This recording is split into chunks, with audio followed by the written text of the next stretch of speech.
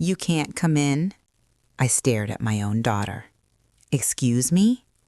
She didn't move from the doorway. You don't live here anymore, Mom. Didn't live here? The house I wired $380,000 to save, the mortgage I paid off, the kitchen I remodeled, the roof I fixed, and she had the nerve to say, "You're stressing us out. We need space." Space? Baby, I own the air in that house. And she forgot one tiny detail. My name was still on everything. My name is Diane Carter. I'm 58, divorced, self-made, real estate investor, and I don't beg for access to property I funded. Let me tell you how this started. 2 years earlier, my daughter, Ashley, called me crying. "Mom, we're behind." Behind meant 3 missed payments, pre-foreclosure notice, credit tanked. Her husband, Mark, bad with money, good with excuses. "They just need a little help," she told me.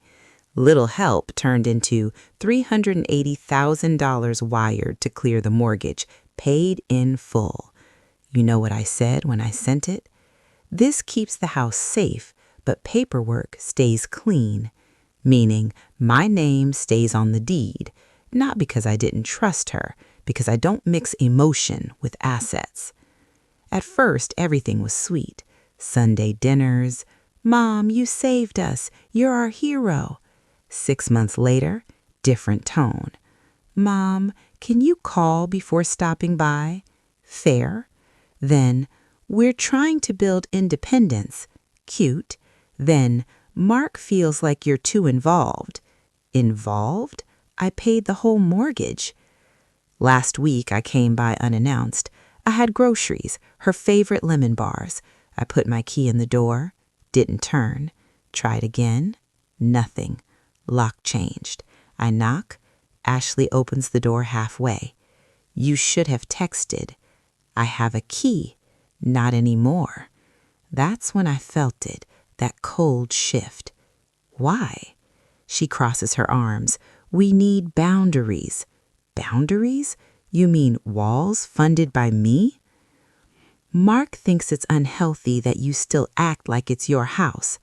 I blinked. "It is my house." "No, Mom, you helped us. That doesn't mean you own us." Oh, we're rewriting history now. I took a slow breath. "I don't own you, but I absolutely own this property." She rolled her eyes. "Mom, don't be dramatic." Dramatic? Baby, I hadn't even started. Here's what they forgot. When I paid off that mortgage, I didn't gift it. I refinanced it under my LLC. They've been living there under a family agreement. No rent, just respect. And apparently, respect expired. I didn't argue, didn't yell, didn't threaten. I just said, "Okay." That's it. Okay. Because grown women don't fight at the door. They fight in paperwork. That night, I called my attorney. "Pull the occupancy agreement." Pause. "Yeah," he said quietly. "If they've changed locks without notice, that's a violation."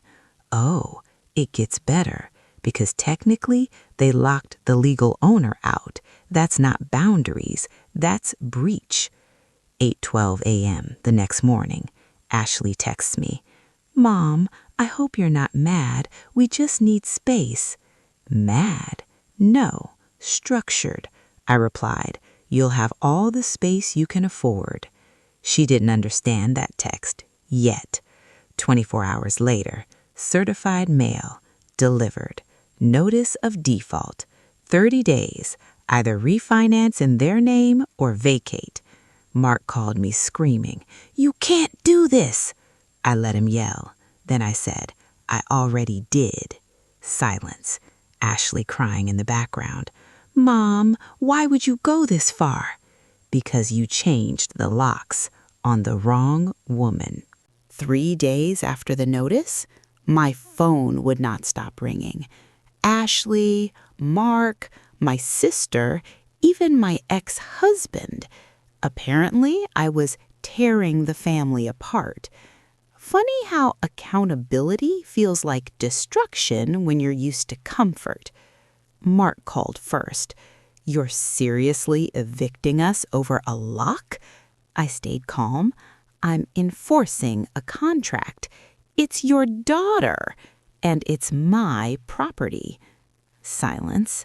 Then the classic line, "You're choosing money over family." "No, I'm choosing respect over entitlement." Big difference. Ashley showed up at my office unannounced, crying, puffy eyes, no makeup. She knows that look used to melt me. "Mom, how could you do this? How could you lock me out?" She shakes her head. "It wasn't like that."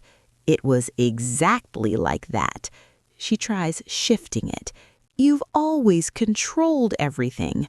"Controlled? I paid the debt you created.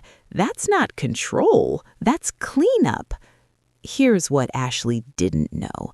When I wired that $380,000 2 years ago, I ran a background check on Mark's finances. Not because I'm paranoid, because I'm experienced. Credit cards maxed, 2 failed businesses, personal loan from a friend still unpaid, and guess what? 6 months ago, he opened another line of credit against nothing, just vibes. I slid a folder across my desk. "What's this?" Ashley asked. "Your husband's financials." She flipped pages, her face drained. "He said we were stable." "He says a lot of things." She looked up slowly. "You've been investigating him?" "No," I said calmly. "I've been protecting my investment." That word hit her. Investment. Because that's what that house is. Not a fairy tale, an asset. She whispered it. "If we lose this house, we lose everything." There it is. Not "I hurt you," not "I was wrong," just fear. "Then maybe," I said softly, "you shouldn't have treated the owner like a stranger." That weekend, my sister hosted what she called a peace dinner. Translation, "Let's guilt Diane into backing down." Everyone sat around like I'd committed a crime. My ex-husband even had the nerve to say, "You're being extreme." I looked at him. "Did you wire $380,000? He went quiet. "Exactly." Ashley finally snapped. "You care more about contracts than about me." I leaned forward. "No, I care that you think love means unlimited access." Silence. "I saved that house. I did not surrender it." Mark jumped in. "We can refinance." "With what credit?" I asked calmly. He froze because he knew I knew. Refinancing would require stable income, strong credit, clean debt ratio. They had none of it. And for the first time, Ashley realized the house wasn't stable because of them. It was stable because of me.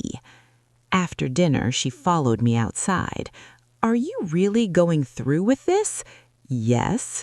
She swallowed. "You'd let us lose our home?" I looked her dead in the eyes. "You decided I wasn't welcome in it." That line hurt her. Good, because consequences are the only language entitlement understands. They had 18 days remaining. Mark stopped calling. That worried me more than yelling. Silence from reckless men usually means one thing. They're trying something.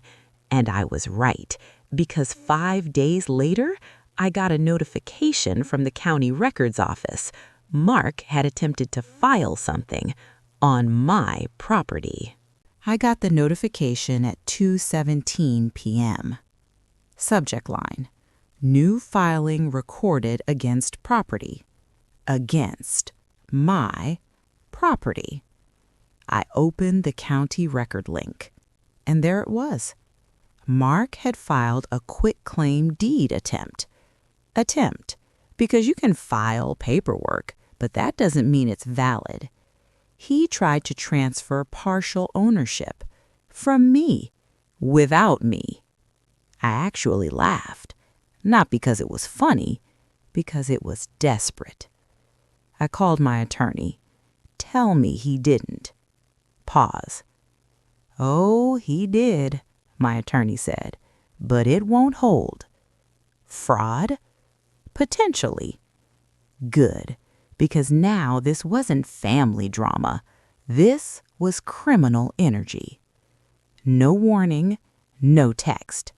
I walked up to the house, the same house I wired $380K to protect. Knocked once. Mark opened the door. His face shifted when he saw me. You shouldn't be here. I smiled slightly. Funny. Legally, I absolutely should. Ashley came running from the kitchen. Mom, what's going on? I looked at her. Ask your husband what he filed yesterday. Silence. Mark stiffened. It's nothing. It's a felony, I corrected calmly. Ashley turned to him. What did you do? It was just paperwork to protect us. From what? I asked. He snapped. From her. She's trying to take everything. No, I'm taking back what's mine. There's a difference. I pulled out printed copies, county record timestamp, his signature, the filing request. You tried to claim ownership you don't have, I said evenly. That's fraud. Ashley's face went pale. You told me refinancing was in progress. He avoided her eyes. That's when it clicked for her. He never had a refinance plan. He had a gamble plan. I didn't yell, didn't threaten. I just said, you have two options. Mark crossed his arms. I'm not scared of you. I stepped closer. You should be scared of documentation. That line landed. Option 1, I said calmly, you withdraw the filing immediately and vacate peacefully. Option 2, I escalate. Pause. Legally. Silence filled that hallway. Ashley looked between us like her world was cracking in real time. Because it was. She whispered, You lied to me? Mark snapped back defensively. I was trying to save us. By stealing from my mother? He didn't answer, and that silence was louder than any confession. Ashley looked at me. For the first time in weeks, not defensive, not entitled, scared. Mom, I didn't know. I studied her face, and I believed her, because betrayal has a specific look, and she was wearing it. He tried one last thing. You'd really call the police on your own son-in-law? I didn't hesitate. Yes. Flat. Calm. Immediate. Because blood doesn't override crime. He withdrew the filing the next morning. But something changed after that.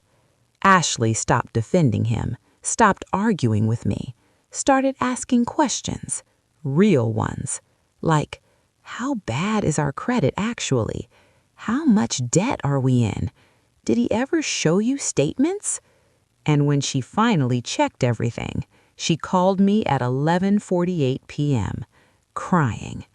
Mom, we're worse than I thought. Yeah, I know, because I already ran the numbers. The house wasn't the real issue. The mortgage wasn't the real issue. The lock wasn't the real issue. Trust was. And now her marriage was on a timer. Not the house, the marriage. 3 days later, Mark packed a bag without telling her and left. But before he did, he emptied something, and it wasn't a closet. The first time my daughter called me after the auction notice went public, she didn't scream. She whispered, and that scared me more than the yelling ever did. "Mom, what did you do?" I was sitting in my sunroom, morning light pouring through the glass, my coffee still hot, my hands steady. "I protected my investment," I said calmly. Silence. Then that fake little laugh she does when she thinks she can manipulate her way out of something. "You're being dramatic. You wouldn't actually let us lose the house." I took a slow sip. "Oh, sweetheart," I said, "the house isn't yours to lose." Click. She hung up. By noon, my phone looked like a crime scene. Her husband, her husband's mother, bold of her, even my grandson called once, probably coached. I didn't answer. Not yet.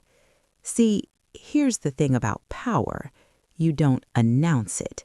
You let it settle in. At 2:17 p.m., she showed up. No morning, no text, just pounding on my front door like she used to when she forgot her keys in high school. I opened it slow. She looked different. No makeup, hair in a messy bun, mascara smudged like she'd been crying. "Mom," she breathed, pushing past me like she still lived here. I didn't stop her. Let her walk into a house she thought she still had control over. She turned to face me in the living room. "They said the foreclosure sale is in 12 days. "Correct. "You could stop it." "I could." That's when her voice cracked. "Why are you doing this to me?" And that right there, that sentence, that's when I realized she still didn't get it. "I didn't do this to you," I said. "You changed the locks on me, remember?" Her jaw tightened. "That was different." "Oh, explain it to me." "You were overstepping. You kept showing up unannounced." I blinked slowly. "I paid your mortgage unannounced, too." She didn't like that. She started pacing. "You don't understand what this will do to us."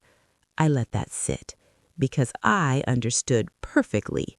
Foreclosure doesn't just take a house. It ruins credit. It crushes refinancing. It stains records for years. I knew. And I also knew something else. She thought I was bluffing. "Stop the sale," she demanded finally. "We'll figure something out." "Figure what out?" I said. "I don't know, a payment plan or something." "You already had a payment plan. It was called respect." She stared at me like I slapped her. "You're being cruel." I leaned forward slightly. "No, I'm being corrected." Here's the part she didn't know. The house had already drawn interest. 3 bidders, 2 investors, 1 family relocating from out of state. The number they were offering? Higher than what I paid, which meant something beautiful. I wasn't just reclaiming my dignity, I was making a profit. She must have seen something change in my face. "What are you planning?" I smiled. "I'm not planning anything. The bank is." "But you own the lien." "Yes." "And you control it." "Yes." "Then stop it." I shook my head. Why would I? That's when she broke. Full tears, hands shaking. "You're my mother." "And I was your safety net until you cut it." Silence. Heavy. Breathing uneven. "You are going to ruin my life." "No," I said softly. "I'm going to let you face it." She tried one more angle, the guilt one. "What about your grandson? He'll have to change schools." Ah, there it was. Weaponized motherhood. I walked to the window. "You didn't think about him when you locked me out. You thought about control." She didn't answer because she knew I was right. Before she left, she turned at the door. "If you go through with this, don't expect to see us again." Now that used to terrify me. The idea of losing access to my grandchild, the idea of holidays alone. But something shifts when you realize love shouldn't require humiliation. I looked her dead in the eye. "If that's the cost of boundaries, I'll pay it." She slammed the door so hard a picture frame rattled. And for the first time in months, I slept peacefully that night. But the story wasn't over, not even close, because 3 days later, I got a call, not from her husband, and his voice didn't sound angry. It sounded desperate. And what he offered me next changed everything. 3 days after she stormed out, my phone lit up again. Not her name, his. I let it ring twice, 3 times. On the 4th ring, I answered. Yeah? His voice wasn't cocky like usual. It wasn't defensive either. It was tired. Can we talk? I leaned back in my chair. We are. A long exhale. Not like this, in person. Now listen, I never trusted that man. From the day my daughter introduced him, something in my bones said, careful. He always smiled too hard, shook hands too firm, talked about opportunities and leverage like life was a board game. But that morning, he sounded like someone who had lost. Why would I meet you? I asked. Because this isn't about the house, he said quietly. That made me pause. Then what is it about? Silence. Then it's about the debt. I didn't say anything. Let him fill the space. You think we stopped paying because we were being reckless? Yes, I said flatly. Another exhale. No, he said, we stopped paying because we couldn't. Now here's where things get interesting. Explain, I said. He hesitated. You remember that investment I told you about last year, the logistics company? I did. He'd stood in my kitchen talking about equity expansion and scaling regionally. My daughter had looked proud, like she married a genius. It collapsed, he said. How? Fraud. My stomach tightened. Whose? My partner's. Of course. He continued. There were loans involved, personal guarantees, and there it was, the real monster under the bed. Personal guarantees mean if the business dies, the bank doesn't shrug. They come for you. How much? I asked. He swallowed. $800,000. I went still. Excuse me? Between private lenders and credit lines. And my daughter knows this? Another silence. She knows some of it. I closed my eyes. Of course she didn't know everything. Why didn't you tell me? I asked. Because you already think I'm a failure. I almost laughed. Son, thinking and knowing are 2 different things. He didn't respond. Then he said something that shifted the entire ground beneath my feet. She didn't lock the locks because she hates you. Then why? Because the lenders started coming by. My chest tightened. What? They were knocking, calling, looking for assets. She panicked.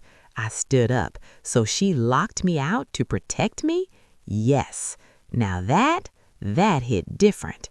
I walked to the kitchen. My reflection in the microwave looked older than usual. You expect me to believe she humiliated me for my own good? She thought if you were legally disconnected from the property, they couldn't argue you were involved. And were they going to? Yes. The word came out barely above a whisper. They saw the transfer from your account. They thought you were backing us. I felt cold, so cold. You're telling me, I said slowly, that she locked me out to shield me from your mess?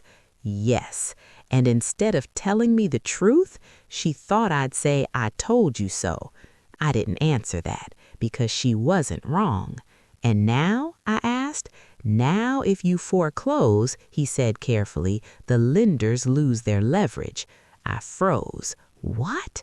They've been threatening to force a sale. If you foreclose first, they get nothing. My brain started moving fast, too fast. So you're asking me to finish what you started. That's when I realized something terrifying. This wasn't about revenge anymore. This was strategy. If I foreclosed, I wouldn't just be teaching my daughter a lesson, I'd be wiping out predatory lenders, but I'd also be crushing her credit for years and maybe destroying what little marriage she had left. "Why are you telling me this now?" I asked. "Because I'm done lying to her, and I'm done pretending I can fix it alone." His voice cracked. "She's drowning because of me."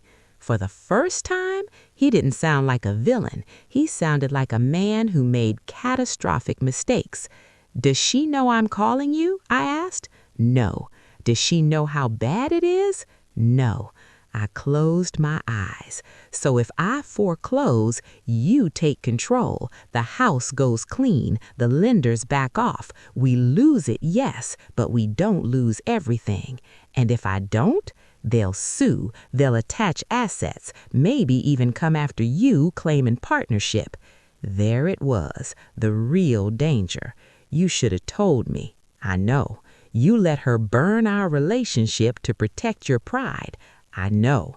And now you want me to save you." "Yes." At least he was honest. I hung up without promising anything. For the first time since this started, I wasn't angry. I was calculating, because now I had information, and information, that's power. That evening, my daughter texted, just 3 words. "Did he call?"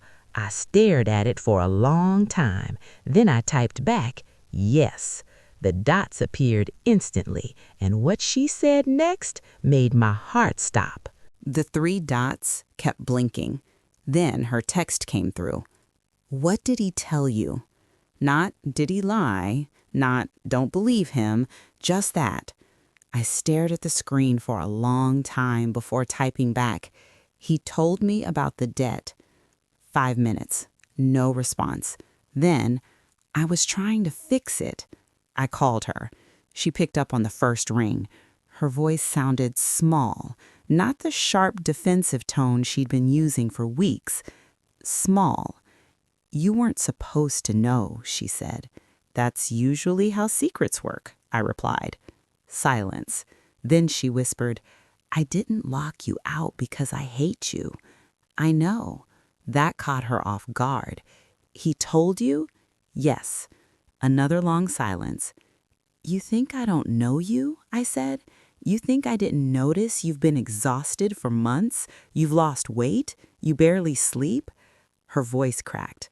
"I thought if I could just flip the property, refinance, do something." "You thought you could fix his mess." "Yes." There it was. "You married him," I said carefully, "not his debt." "I know that." "Do you?" That stung. I could hear it. She exhaled shakily. "They were threatening to come after you." "I know. I couldn't let that happen. So you humiliated me instead?" "I panicked." Her voice broke. "I thought if you were legally out of the picture, they couldn't drag you into it. I thought if I made you mad enough, you'd step back." Oh.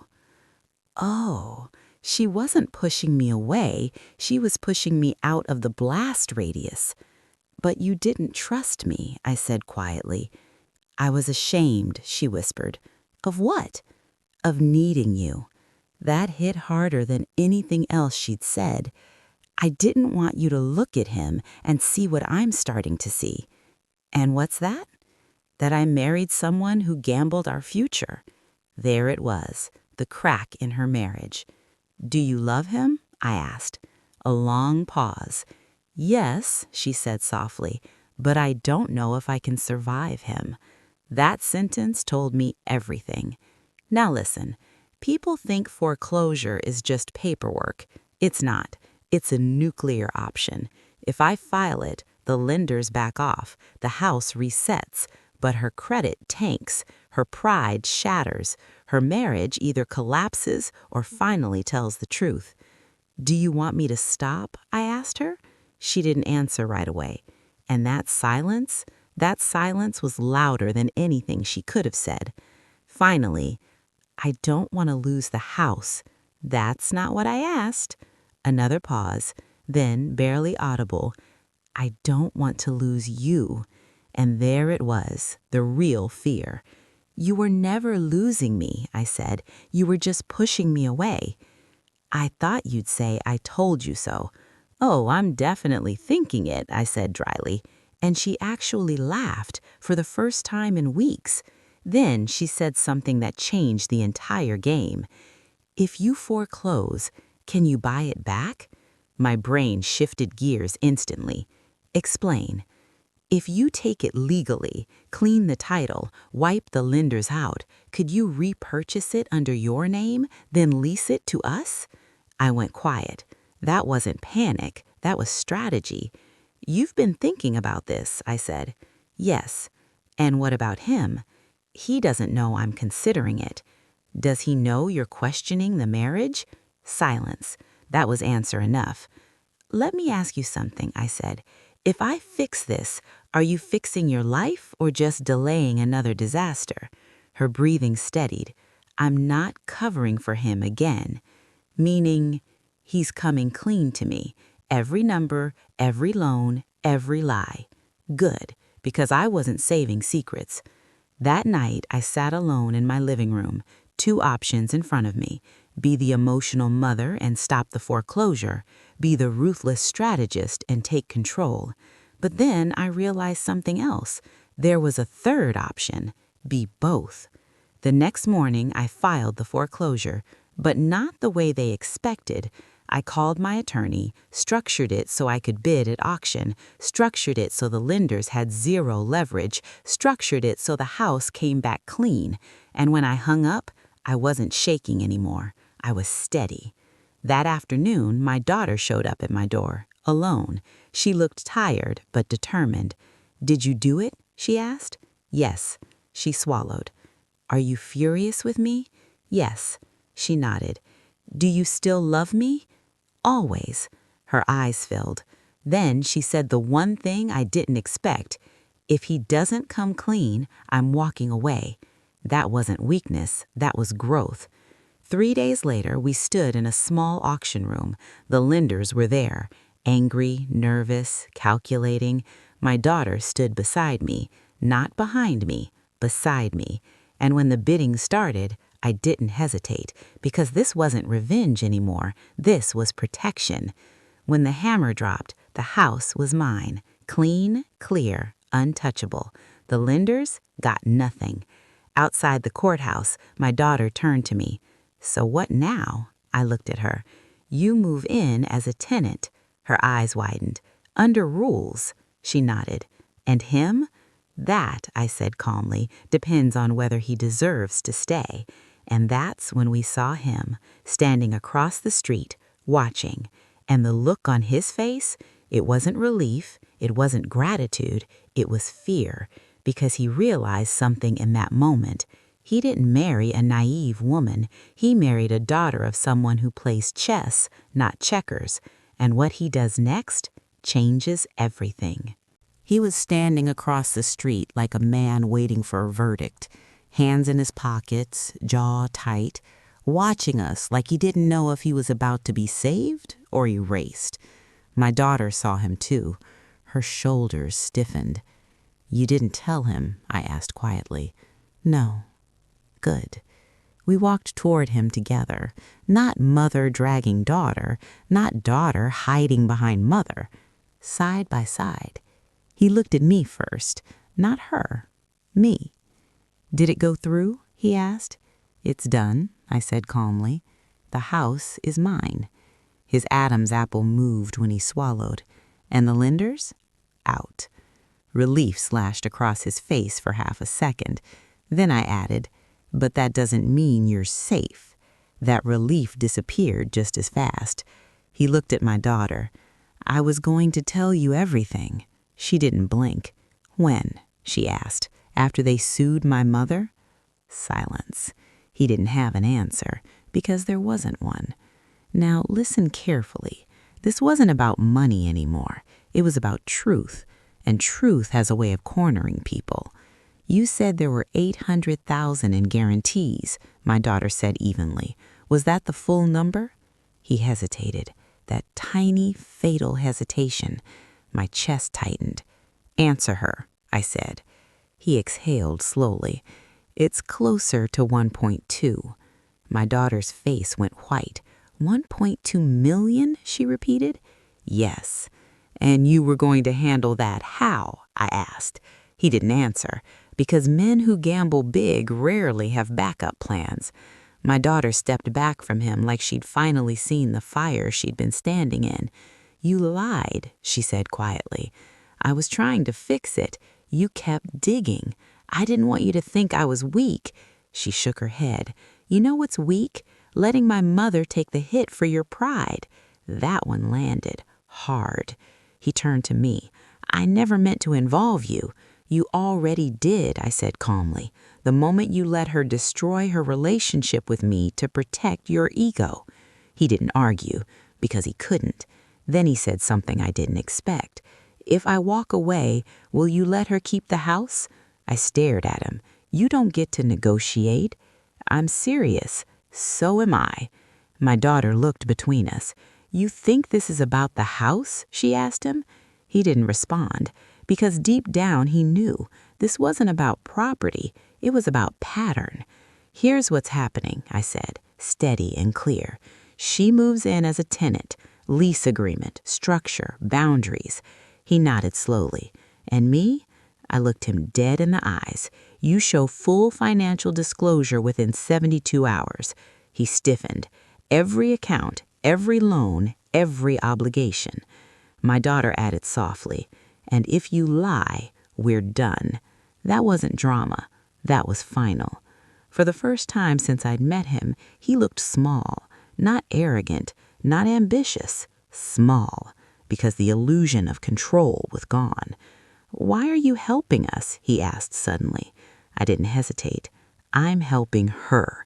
He absorbed that, and I saw it click. He was no longer the center of this story. That night, my daughter came over alone. We sat at my kitchen table like we used to, before marriage, before secrets, before pride. "I thought you'd hate me," she said quietly.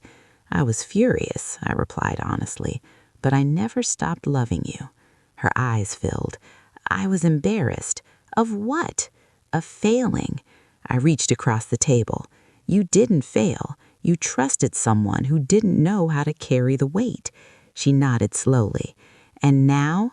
"Now," I said, "you decide if he learns how." 72 hours later, he came back, folder in hand, full disclosure, accounts, debt schedules, emails, everything. He looked exhausted, but he handed it over. No excuses, no spin, just truth. We went through it line by line. It was ugly, messy, but survivable, if managed, if disciplined, if honest. When we finished, my daughter looked at him for a long time. "Are you done gambling with our life?" she asked. "Yes." "Are you done protecting your ego over protecting us?" He swallowed. "Yes." She nodded slowly. "Then this is your last chance. No tears, no yelling, just clarity." A month later, she moved back into the house, under lease, under structure, under my ownership. And he stayed, but different, humbled, accountable, transparent. One evening, as I was leaving their place, my daughter stopped me at the door. "I'm sorry," she said. "For what?" "For calling you embarrassing." I smiled slightly. "Oh, honey, I've been called worse." She laughed through tears. "I was scared." "I know." She hugged me tight, not because she needed saving, but because she finally understood. Strength isn't loud, it's steady. 6 months later, the debt was being paid down methodically. The marriage, still standing, not perfect, but honest. And me? I didn't lose my daughter. I didn't lose my dignity, and I sure didn't lose my leverage. Sometimes people think foreclosure is revenge. It's not. It's boundaries with paperwork. And the day she locked me out, she thought she was protecting me. But what she didn't realize was that I was always strong enough to protect us both. If this story hit you, remember one thing.